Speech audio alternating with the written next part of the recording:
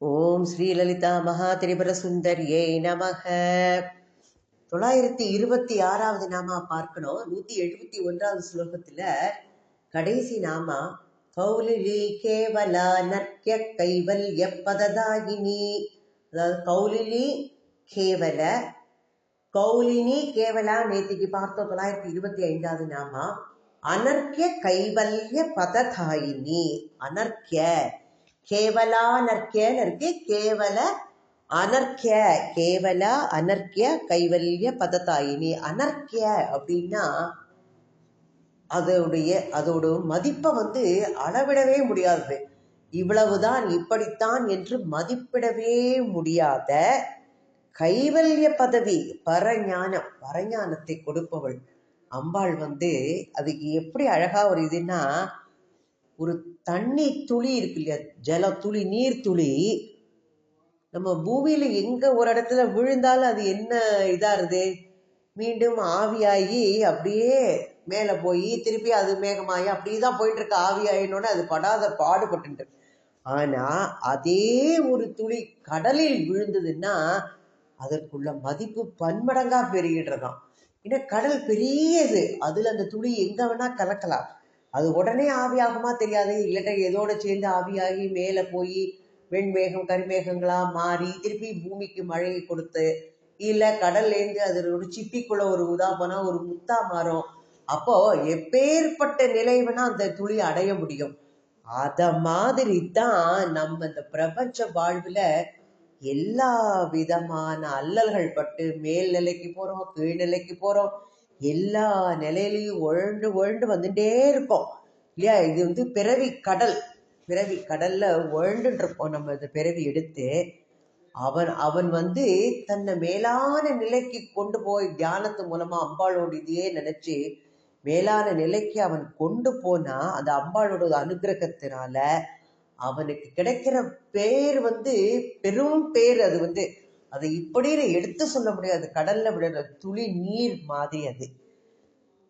மாணிக்க வாசகர் திருவாதூரார் என்ன சொல்லியிருப்பார் திருவாசகத்துல, நாயினுக்கு தவிசிட்டு அப்படின்பார். அவர் தன்னை கீழான பிறவியான நாயின்னு சொல்ற, நாயினும் கடையேனே அப்படின்பார். அவர் எல்லாத்துலயும் நாயை விட கீழான பிறவி நான் அதை எடுத்திருக்கேன், எனக்கும் நீ அருள் காட்டினாயே அப்படின்னு சொல்றாரு. அப்பேற்பட்ட அருளை அம்பாளோட அனுகிரகத்தினால நாம பெற்றால் அது எங்க கொண்டு சேர்க்கும், அது எப்படி அடியார்கள் கூட்டத்தோட கொண்டு சேர்த்து நம்மளை உயர்ந்த நிலைக்கு அவள் கொண்டு போவா.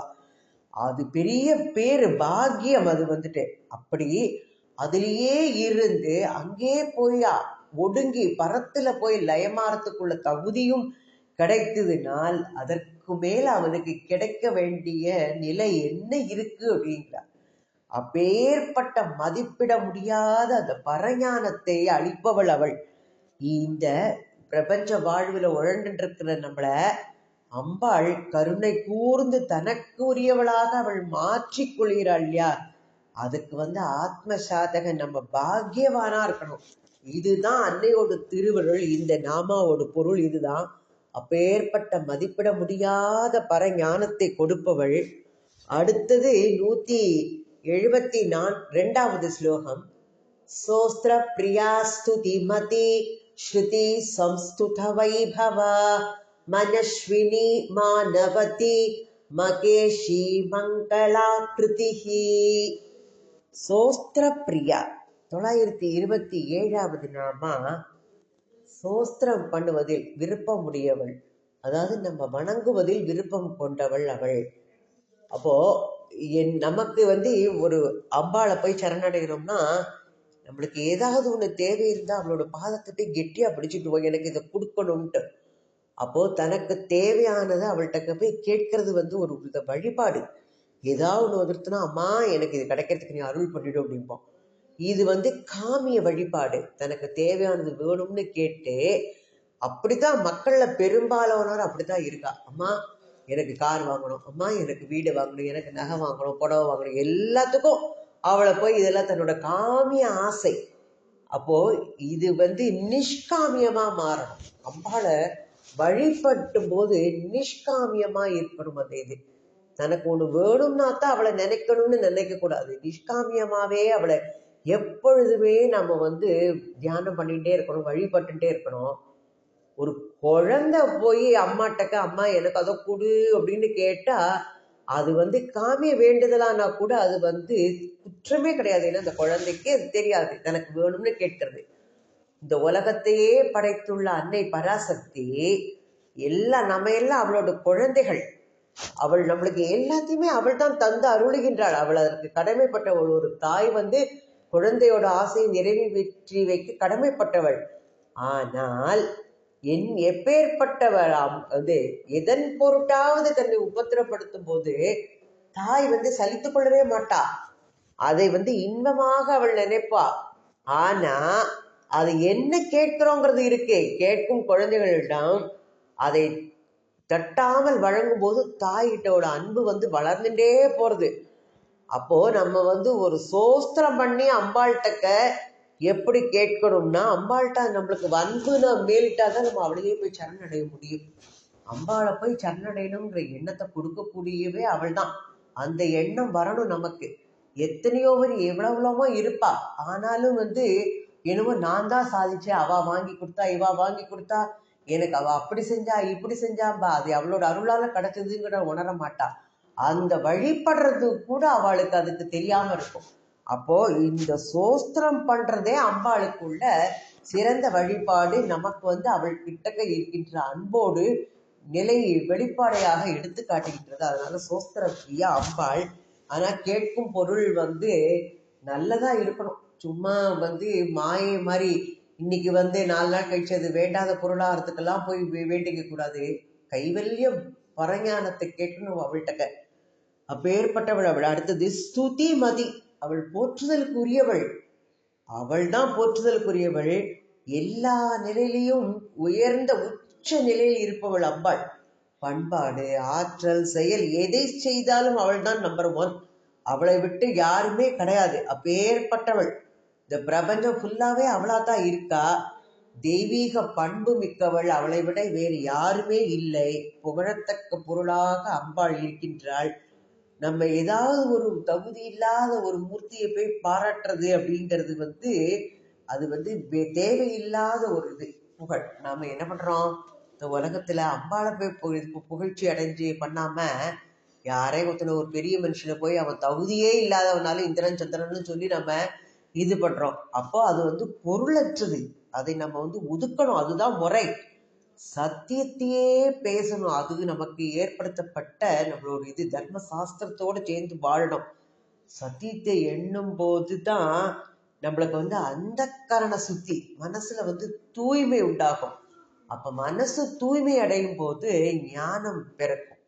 அப்போ ஒரு ஒரு கல் விளைஞ்சிருக்கு, அதை என்ன பண்றோம், நல்லா அதை வந்து தேய்ச்சி உரசி இது பண்ணா அது ஒரு பளபளப்பு கொடுக்கும். அப்ப அதுல வந்து நம்மளோட முகத்தை பார்த்தா அது வந்து தெரியும், பிம்பத்தையே பார்க்கலாம்.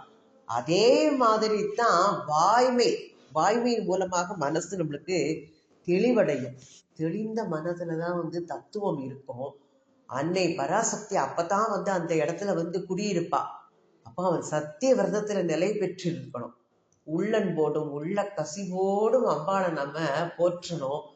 இந்த மேன்மைகள் எல்லாம் அம்பாள் இடத்துல இருக்கின்றது என்பதை நம்ம உணர்ந்து கொள்ளும் போது அவன் தானே அதை அடைந்தவனாக மாறுகின்றான்.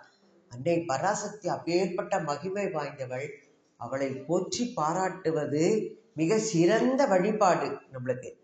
அடுத்தது ஸ்ருதி சம்ஸ்துத வைபவா. ஸ்ருதினா என்னது, வித்யா வேதம். ஸ்ருதி எப்போ சம்ஸ்துத வைபவா. சம்னா நன்றாக அதுல வந்து இருப்பவள். அந்த வேதமயமாக அம்பாள், வித்யாஸ்வரூபமான வேத வடிவமாக இருப்பவள் அம்பாள். இந்த பிரபஞ்சம் எப்படி இருக்குன்னு நமக்கு தெரிய வந்ததுனால் அது வந்து அறிவு, அதாவது வித்தை. அப்போ அம்பாள் வந்து இந்த அகில அண்டங்களிலும் அவள் தான், ஒவ்வொரு இடத்துலயும் அவள் தான் இருக்கின்றாள். அதை வந்து நம்ம அதை உணர்ந்து அது வந்து அம்பாளை இருக்காங்கிற சாநித்தியத்தை உணரும் போதே நம்மளுக்கு வந்து நிச்சயமா நல்ல ஒரு சக்தி கிடைக்கும். அதனால நம்ம மேல் நிலைக்கு போக முடியும். ஒரு எறும்பு இருக்கு, என்ன பண்றது, ஒரு வெள்ளை துண்டு இருக்கு. அந்த வெள்ளை துண்டை என்ன பண்ணும், அதையே வச்சுட்டு அதையே சுத்தின்னு இருக்கோம். ஆனா சுத்திட்டு அது எப்படியாக்கும் வெள்ளத்தை இது பண்ணும்போது அது வந்து அது உயிரை கொடுக்கறதுக்கு கூட அதுக்கு உள்ள இடம் இருக்கு. நாம இதே மாதிரி தான், நம்ம உயிர் கூட போறதுக்கு இருக்கு. ஆனா ஏதோ ஒரு பொருள் ஆசைப்பட்டு அதையே சுத்திட்டு இருக்கோம். அது வந்து ஏதோ ஒரு இந்திரியத்தின் வாயிலாக என்ன பண்ணணும், அம்பாளோட மகிமைகளை நம்ம உணர்ந்து கொள்ளும் போது அப்பவே நம்ம அன்னை பராசக்தியோட அதுலயே நம்ம வந்து மூழ்கிடுவோம். இப்படி 5 இந்திரியங்களும் அன்னையோட பெருமைகளையே ரசித்து அவைகளையே வந்து உபயோகப்படுத்துவதற்கு பயன்படுத்தப்படும் போது இந்திரியங்களுக்கு அப்பால் இருக்கின்ற தூய அறிவை கொண்டு அன்னையோட மகிமையெல்லாம் நம்ம அறிந்து கொள்ளலாம். அப்பேற்பட்ட வித்யா சுரூபமான வேதமயமாக இருப்பவள் அம்பாள். அடுத்தது மனஸ்வினி, 930வது நாமா. மனஸ்வினி அப்படின்னா மனதை தனக்கே உரியதாக வைத்திருப்பவள். மனசு நமக்கு நம்மள்கிட்ட இருக்கா? இல்ல. நம்மள்கிட்ட மனசு இருந்துன்னா கடிவாளம் போட்டு அதை நிறுத்தணும். மனசு எங்கேயோ பாய்ஞ்சிட்டு இருக்கு. ஒன்னொன்னா பார்க்கும்போது அதுல இதுல அல்லப்பாயிருது நமக்கு. ஹார்ட்ஸ் பவர் வேகத்துல எங்கெல்லாமோ போறது.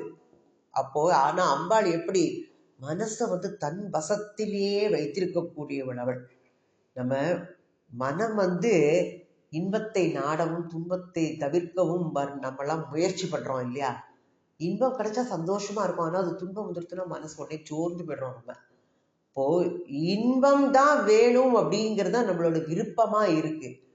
அதாவது அதுக்கு ஒரு அந்த இன்பம் அடையிறதுல ஒரு நெருக்கடி வந்துருச்சுன்னா உடனே நம்மளுக்கு ஒரு வெறுப்பு வந்துடும். அப்போ துன்பம் தருபவைகளை வந்து நம்ம வெறுக்கிற இதுல இருக்கோம் இல்லையா?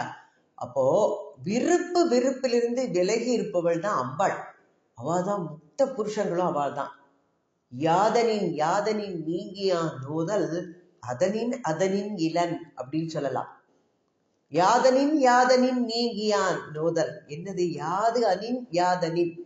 எது ஒன்று அதிலிருந்து நீங்கி, நான் என்பது நம்மள்ட்ட இருந்து நீங்கி இருக்குன்னா அதனின் இளன். நம்ம வந்து நம்ம இதுல இல்ல, நமக்கு ஆத்மா மட்டும்தான் நிரந்தரம், நம்ம அதுல இல்ல. அப்போ இன்ப துன்பங்களால நம்ம இந்த உயிர் வகைகள்லாம் என்ன பண்றோம், இந்த பிரபஞ்ச வாழ்வையில சதா ஒழுண்டே இருக்கும். அன்னை பராசக்தி அவள் படைத்தவள், அவளுக்கு எல்லாம் அவளுக்குரியதான், அவள் தான் எல்லாத்தையும் படைத்திருக்கிறாள். அவளுக்கு எதிலும் விருப்பு வெறுப்பு எதுவுமே கிடையாது. அம்பாளால படைக்கப்பட்டதுனாலும் அவள் இது என்னோடது, என்னால் படைக்கப்பட்டதுங்கிற எண்ணம் கூட அவள்கிட்ட கிடையாது. அப்போ தன்னுடைய மனதுக்கு தானே தலைவியாக இறைவியாக அம்பாள் எப்பொழுதும் இருந்து கொண்டிருக்கின்றாள். மனஸ்வினி. அடுத்தது மானவதி. மானவதினா பரந்த மனம் உடையவள். நமக்கும் மனசு இருக்கு இல்லையா? நம்ம மனசுக்கு எப்படி நம்மளோட மனசுக்கு ஏற்ற மாதிரிதான் நம்மளோட செயல்களும் அமையும் பார்க்கிறோம். மனசு பண்பட்டதுன்னா மேல் நிலைக்கு போயிடுவான். ஆனால் நமக்கு மனசுல வந்து ஏதாவது ஒரு இது வந்துடுத்தோ, எந்த இதுலயும் நமக்கு ஒரு இன்ட்ரெஸ்டே இருக்காது மனசுல. அம்பாள் வந்து ஆனா எப்படிப்பட்டவள், யாரு இவா எனக்கு வேண்டுறவா வேண்டாதவா எந்த இதுவும் அவளுக்கு கிடையாது. எல்லா நமக்கு என்ன பண்ணுவா, நமக்கு யாரு ஜால்ரா போட்டாச்சுன்னா போதும், அப்படி இந்திர ஜந்திரன்னு சொல்லிட்டா உடனே அவளை நம்மளுக்கு பிடிச்சிரும். அப்படியே உடனே தனக்கு அப்படியே ஆதரவு கொடுக்குறான்ட்டு அவள்கிட்ட அப்படி என்ன பண்ணுவா, உடனே அவளுக்கு என்னெல்லாம் வேணுமோ அதெல்லாம் செய்வோம். யாராவது ஒருத்தர் ஏதாச்சும் சொல்லிட்டானே அவன் கிடக்கான், அவன் நம்ம என்ன இப்படி இருக்கான் அப்படி இருக்கான்னு அவனை பத்தி வேண்டாத பேசி அவனுக்கு ஏதாவது இடைஞ்சல் இது பண்ணணும். நம்மளோட சுபாவம் அதுதான், மனுஷனோட இயல்பு அது. இது வந்து மாற்றுதற்குரியது இல்லை. ஆனால் அதற்கு காரணம் மனது. இந்த மனது வந்து பக்குவ நிலையை அடையும் போதுதான் எல்லாரும் சமம், விருப்பு வெறுப்புங்கிற நிலைகள்லாம் கடந்து போக முடியும். அம்பாள் இவன் நல்லவன் அவன் கெட்டவன் எல்லாத்தையும் ஒற்றுமே பாகுபாடே கிடையாது. எல்லாத்தையும் ஒரே மாதிரி அன்புதான் கொடுக்குறா அவள் வந்துட்டு. அப்போ எல்லாம் நம்ம என்ன பண்றோம், மனசு பக்குவமானோம்னா நல்ல நெறியில இருக்கணும். எந்த வழியில போனால் எதுவுமே நடக்காது, நல்லதே நடக்கும்னு நினைக்கிறோமோ சொல்லப்பட்டிருக்கிற அந்த வழியில தயக்கம் இல்லாம போகணும். ஏதாவது தயக்கம் ஏற்பட்டதுன்னா அம்பாளை போய் சரணடையணும்.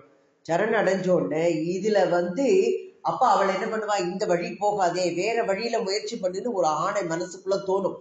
என் மனசு சொல்றதுப்பா இதுல போனா ஏதோ தப்பு நடக்கும்னு, வேண்டாம் இதுல வேண்டாம், இது எனக்கு வேண்டாம் அப்படின்னு நம்ம சொல்லுறோம் இல்லையா? அது வந்து அம்பாளோட செயல்னால நமக்கு தோன்றக்கூடிய நிகழ்ச்சி அப்படிங்கிறா. அப்போ அம்பாளோட அந்த உத்தரவு ஒரு நாள் பொய்க்கவே பொய்க்காது. அவளோட இதனால இன்னைக்கும் நம்மளுக்கு நன்மை தான் கிடைக்கும். மானவதி, அவள் அப்பேற்பட்டவள். அடுத்த நாம மகேஷி. மகேஷி எப்படி இருப்பவள்? மகேஸ்வரனுடைய ஸ்வரூபத்தில் இருப்பவள் அம்பாள். சுத்த சைத்தன்ய ஸ்வரூபிணி அம்பாள். நம்ம ஏற்கனவே பார்த்துட்டே இருக்கோம், அம்பாள் எதுவுமே கிடையாது, எல்லா நிலைகளையும் கடந்தவள், சுத்த சைத்தன்ய ஸ்வரூபிணி. அதனால மகேஸ்வரன் அப்பேற்பட்டவள், அம்பாள் அதே. அதனால மகேஸ்வரி, மகேஸ்வரனுடைய ஸ்வரூபத்தில் இருக்கின்றவள். அடுத்த நாம 933வது மங்களாகிருதிகி. மங்களகரமான செய்யக்கூடிய எல்லா செயல்களிலும் அவள் தான் இருக்காள். நம்ம பார்த்துட்டு இருக்கோம், உலகங்கள் எல்லாவற்றிலும் நீக்கமர நிறைந்திருப்பவள், அங்கெங்கெனாதபடி எங்கும் பிரகாசமாய் அப்படின்னு சொல்லுவார் தாய்மான சுவாமிகள். அது மாதிரி எங்கும் நிறைந்திருப்பவள் அவள். அம்பாள் நம்ம என்ன பண்ணணும், புறத்துல நம்ம ஒரு கோவில்ல போய் பாக்குறோம், ஆனா நம்ம கோவில்ல பார்த்துட்டு வந்ததுக்கு அப்புறம் நம்ம மனசு வேற எங்கேயோ படுது. ஆனா அந்த உருவத்தை நம்ம மனசுக்குள்ள கொண்டு நாம தியானம் பண்ணி அம்பளோட சாநித்தியத்தை உணரக்கூடிய சக்தி பெற்றவர்களாக மாற வேண்டும். அப்போ அவனுக்கு நல்லது இல்லாதது அமங்கலமானது அப்படிங்கிறதே கிடையாது. எல்லாமே அவனுக்கு வேணுங்கிறது தான். இதுக்கு எல்லாம் திருப்பி திருப்பி சொல்லக்கூடிய உதாரணம், தங்கத்தினாலேயோ மண்ணினாலேயோ செய்யப்பட்ட இது. தங்கத்தினால செய்யப்பட்ட நகைகள் எல்லாம் தங்கம், மண்ணினால் செய்யப்பட்டது எல்லாம் மண்ணு. அப்போ எல்லாமே ஒரே மாதிரி இருக்கும் போது மூலமா இருக்கக்கூடிய அம்பாள் தான் ஒரே ஸ்வரூபம். எல்லாமே அம்பாளோட ஸ்வரூபம். நம்ம உலக வாழ்க்கையில நம்ம எப்படிலாம் அப்படியே உழந்துட்டு இருக்கோங்கிறத வச்சுதான் மங்களம் அமங்கலம் அப்படிங்கிற காட்சிகள்லாம் நமக்கு தென்படுறது. அன்னையோட அருளுக்கு நம்ம பாத்திரமாகிட்டா அவனுக்கு காட்சி தர எல்லாமே அன்னையோட ஸ்வரூபங்களா இருக்கும். அப்போ மனசு நல்ல மேலான நிலைக்கு போகும். அவளால அம்மை அனைத்தையுமே, இந்த பிரபஞ்சத்தில் உள்ள அனைத்தையும் அன்னையின் மங்களமான வடிவமாக காணும் பாக்கியத்தை அவர்கள் அடைவார்கள். மங்களா கிருதிகி, அவள் அப்பேற்பட்டவள், மங்களகரமான வடிவங்களில் இருப்பவள். அடுத்த நாம பார்க்கலாம். அடுத்தது 173வது ஸ்லோகம். விஸ்வமாதா ஜகத்தாத்ரி விசாலாட்சி விராகிணி பிரகல்பா பரமோதாரா பராமோதா மனோமயி. விஸ்வமாதா, விஸ்வமாத்ரே நமக. அண்டங்கள் அனைத்துக்கும் தாயாக இருப்பவள், விஸ்வம் உலகம், ஜெகன் மாதா அவள், அனைத்தையும் தோற்றுவித்தவள், இதை ஜெகத்தையே படைத்தவள் ஜனனினாலே படைத்தவள். அப்போ விஸ்வத்தையே படைத்தவள் விஸ்வ மாதா. அப்போ அம்மையப்பனாகத்தான் அம்மாள், அப்பாவும் அம்மாவுமா தான் காட்சி தர. சிவனும் சக்தியும் ஏக ஸ்வரூபம், ரெண்டு பேரும் நமக்கு காட்சிக்கு இரண்டு பொருளாக இருந்தாலும் ஏகமா இருக்கிறவாவா ரெண்டு பேரும். உயிர்களை எல்லாம் தாயாக பெற்றெடுத்து பேணி பாராட்டுவது அவளோட செயல். அம்மையப்பனாக இருக்கின்ற அவா இந்த பிரபஞ்சத்துல எந்த இதை எடுத்து பார்த்தாலும் பராசக்திங்கிறவள் விஸ்வமாதாவாக வடிவெடுத்து இந்த உயிர் வகைகளை எல்லாம் காப்பாற்றி ரட்சித்து வருகின்றாள் என்பது தெரியும். இது போற்றுதற்குரிய மிகப்பெரிய செயல். அம்பாளை விஸ்வமாதாவாக அண்டங்கள் அனைத்துக்கும் தாயாக இருப்பவள். 935வது நாமா ஜகத்தாத்ரி, உலக அனைத்தையும் தாங்கி இருப்பவள். உலக அனைத்தையும் தாங்கி இருப்பவள் அவள்தான் பெற்று எல்லாத்துக்கும் ஆதாரமா இருக்கக்கூடியவளே அவள்தான். இந்த வெட்ட வெளியில எத்தனை கோள்கள் அப்படியே சுத்தின்றே இருக்கு. அவை ஆனா ஒழுங்கா சுத்துறது. அதற்கு ஆகர்ஷண சக்தி தான் ஆதாரம். ஏற்கனவே பார்த்திருக்கோம். இந்த ஆகர்ஷண சக்திங்கிறது அம்பாளோட புறத்தோற்றம். பூமி தன்னைத்தானே சுற்றிக்கிறது, சூரியனே சுற்றி வருகிறது. இது 365 நாட்கள். அது சூரியனை சுற்றி வர 365 நாட்கள் ஆறுது. அப்ப சந்திரன் பூமியை சுற்றி வருவதற்கு ஒரு மாதம் எடுத்துக்கிறது. பூமி சூரியனை 365 நாட்கள்ல சுத்துறது.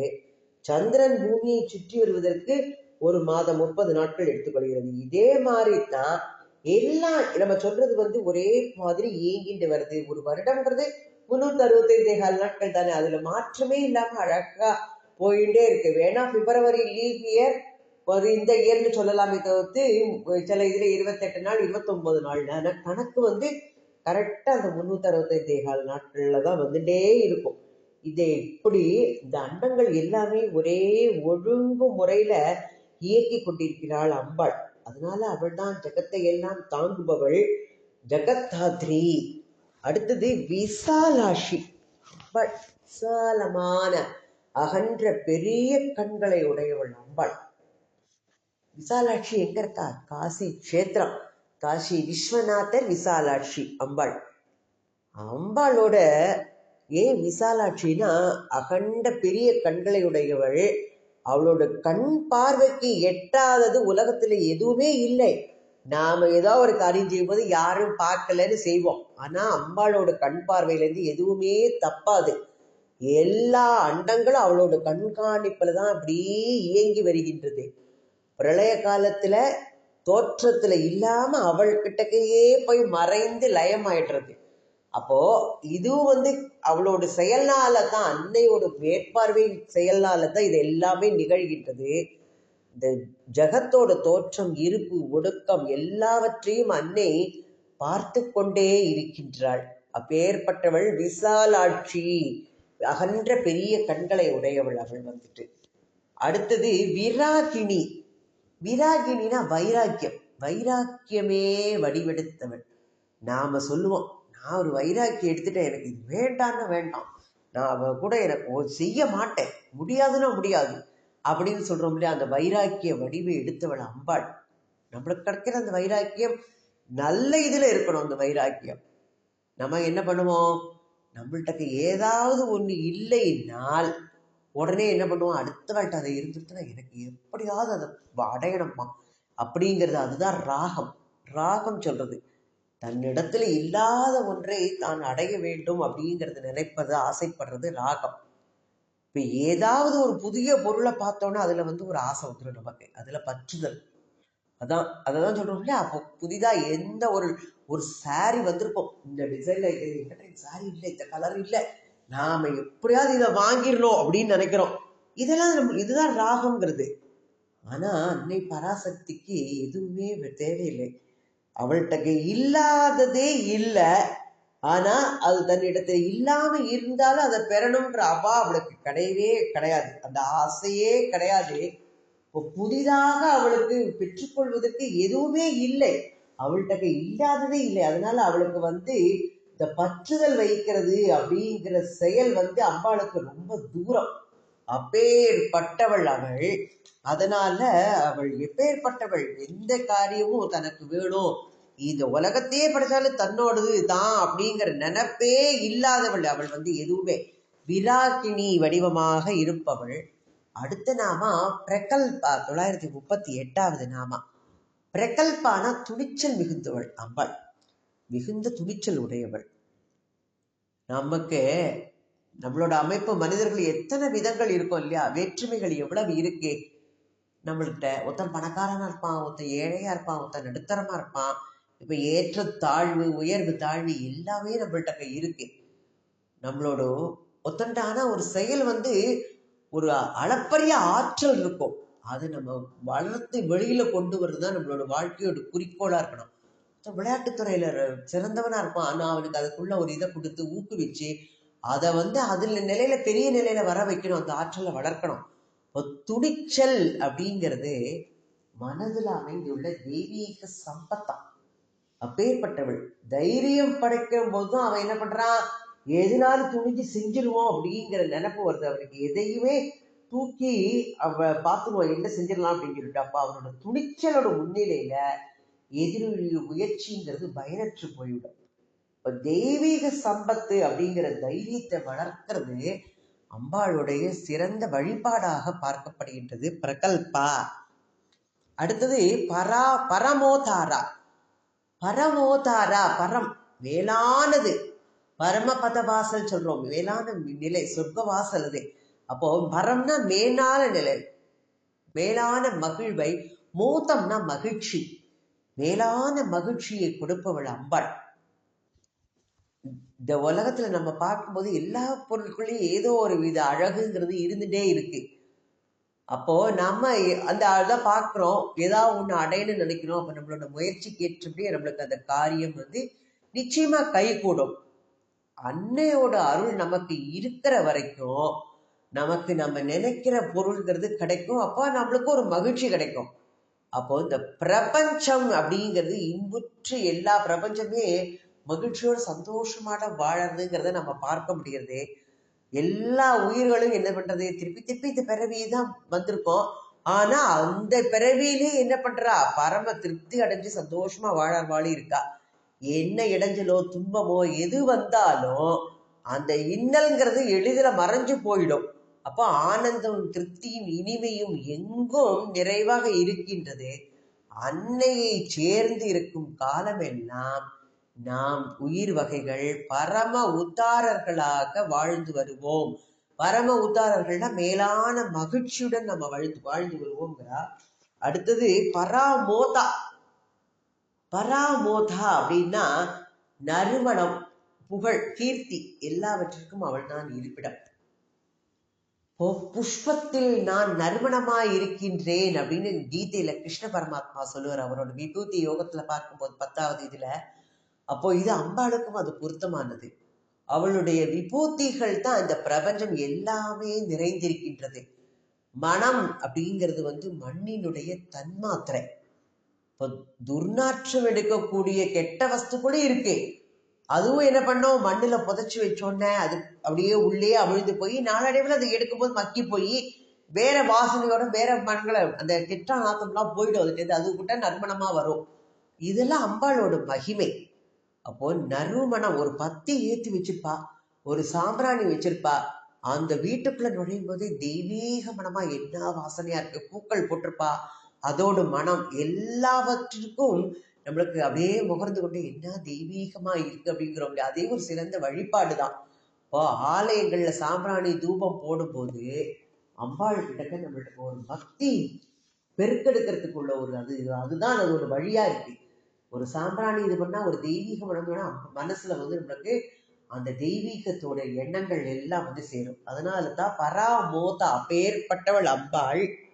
அடுத்தது மனோமயி. அவள் மனோமயியாக இருப்பவள், மனதாக வடிவெடுத்திருப்பவள் அம்பாள். நம்மளுக்கு 5 ஞானேந்திரியங்கள் வாயிலாக நம்ம என்ன பண்றோம், எல்லாம் தெரியறது. இந்த ஓசை இல்லையா, சுவை, ஒளி, ஊறு, ஓசை, நாற்றம் எல்லாமே இந்த 5 ஞானேந்திரியங்களின் வாயிலாக நம்மளுக்கு எல்லாமே தெரிகின்றது. அதையெல்லாம் நம்ம அது மூலமாக தெரிந்து கொள்கின்றோம். அப்போ அதற்கு காரணம் என்னது, நம்ம மனசு லயிக்கிறது போய் முதல்ல. அப்ப அது என்ன வாசனை, அம்பழ வாசனை வருது, பலாப்பழ வாசனை வருது, பத்தி நல்ல வாசனையா இருக்கு அப்படின்லாம் சொல்றோம். அப்ப அதுக்கு காரணம் முதல்ல மனசு. அந்த செயல்களுக்கு காரணம் மனசு. அப்போ இந்திரியங்களை பயன்படுத்துவதில் நம்ம கிட்டக்க வேற்றுமை இருக்கும். ஒருத்தருக்கு ஒரு இது பிடிக்கும், இன்னொருத்தருக்கு பிடிக்காது. அதுல வேற்றுமை இருக்கலாம்.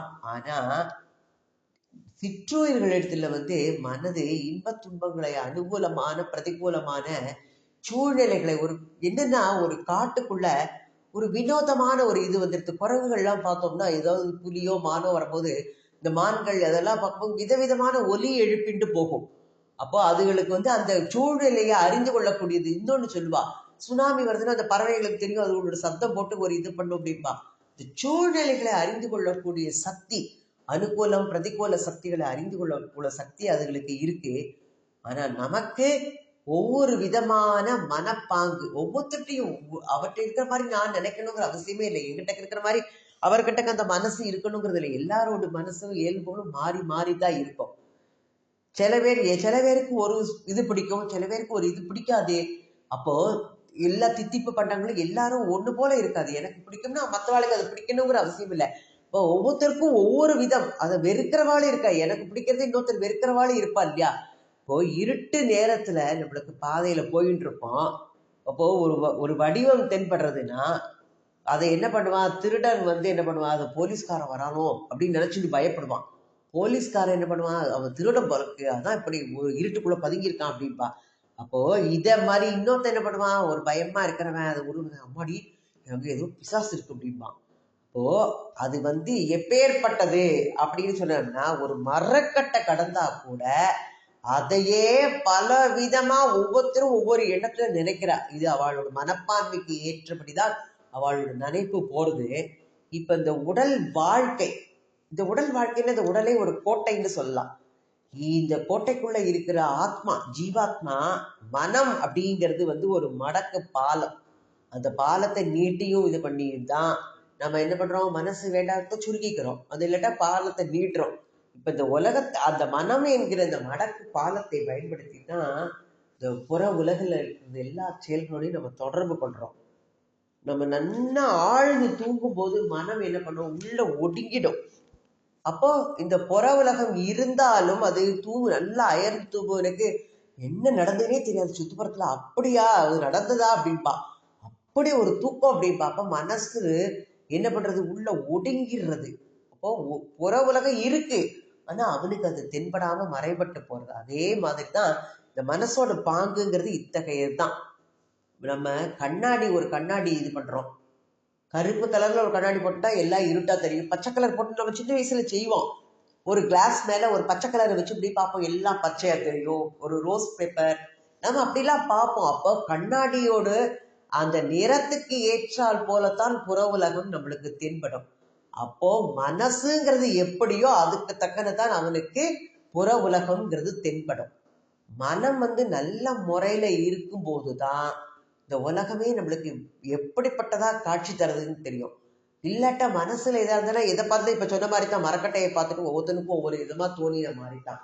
அப்போ மனசு நல்லா இருக்கணும். அவன் மனசோட பரிபக்குவத்துக்கு ஏற்றபாடிதான் இந்த உலகத்தோட தோற்றங்கள் அவனுக்கு காட்சின்றது. இந்த மனம்ங்கிறது ஒரு அற்புதமான ஒரு கருவி. இந்த கருவியை நம்ம கட்டுப்பாட்டுக்குள்ள வச்சு எப்படி கொண்டு வரோமோ அதுக்கு ஏற்றபடி அதற்கு முன்மாதிரியாக மனோமயமாக உள்ள அம்பாள் இருக்கின்றாள். அவள் தூய மனமாய் இருந்தான்னா எந்த ஆசா பாசங்களுக்கும் நம்மளுக்கு எதுவுமே தேவைப்படாது. எந்த இதை பார்த்தாலும் ஒரு சலனம் வராது. சோம்பல், சோகம் அவள் எப்படியும் கிடையாது.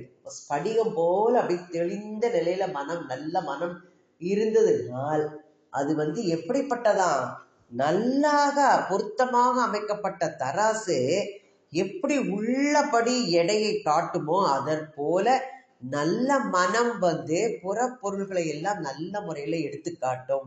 அப்படியே தூய்மை முறையில எடுத்து காட்டும். அப்பேற்பட்ட தூய மனம் படைத்தவளாக அன்னை பராசக்தி இருந்து கொண்டு மக்கள் தங்கள் மனதை பண்படுத்தும் வழியை காட்டி கொடுக்கின்றாள். அதனால அவள் மனோமயி என்று நாமாவால அழைக்கப்படுகின்றாள். 173 ஸ்லோகங்கள் பார்க்கப்பட்டிருக்கின்றது. ஓம் ஸ்ரீமாத்ரே நமக. ஓம் ஸ்ரீ ஆதிபராசக்தி மாதா கி ஜெய். 941 நாமாக்கள் முடிவடைந்திருக்கின்றது. 173 ஸ்லோகங்கள் முடிவடைந்திருக்கின்றது.